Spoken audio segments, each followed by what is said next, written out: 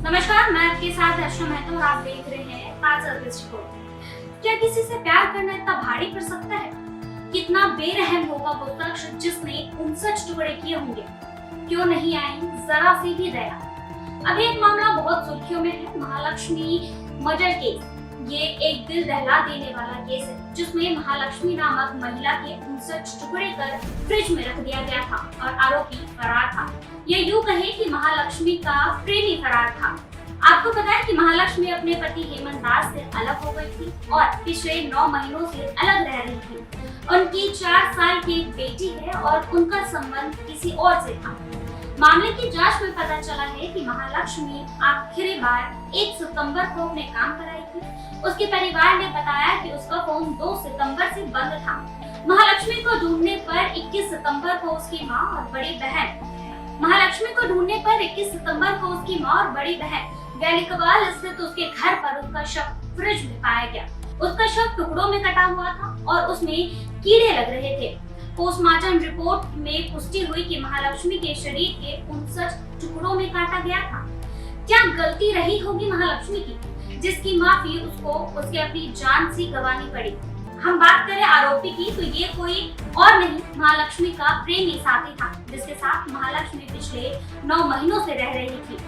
आपको बताया कि महालक्ष्मी और उसके पति हेमंत दास के बीच सब कुछ ठीक चलता रहा। महालक्ष्मी ने एक बेटी को जन्म दिया जो अब 4 साल की हो चुकी है। हालांकि इसके बाद से ही महालक्ष्मी और हेमंत के बीच झगड़े होने लगे।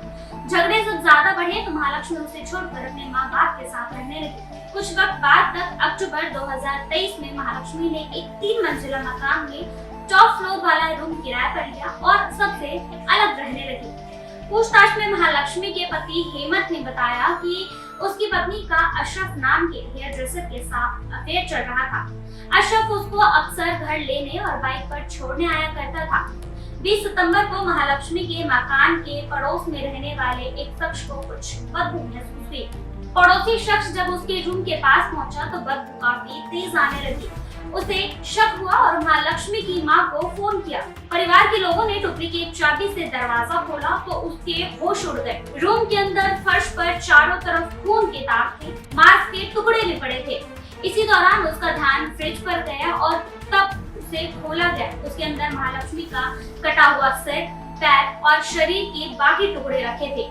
उसकी लाश के 30 से 40 टुकड़े किए गए थे, जिसके बाद पुलिस को खबर दी गई। पुलिस ने मौके पर पहुंचकर केस दर्ज कर मामले की तफ्तीश शुरू कर दी।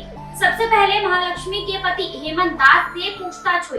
उसकी हत्या का आरोप हेयर ड्रेसर पर अशरफ पर लगाया गया। पुलिस ने अशरफ से भी पूछताछ की, लेकिन दोनों से ऐसे कोई सुराग नहीं मिला जिससे उनके ऊपर शक किया जा सके। इस बीच पुलिस ने बयान दिया कि उन्होंने आरोपी की पहचान कर ली है और बहुत जल्द पूरे मामले का खुलासा हो जाएगा।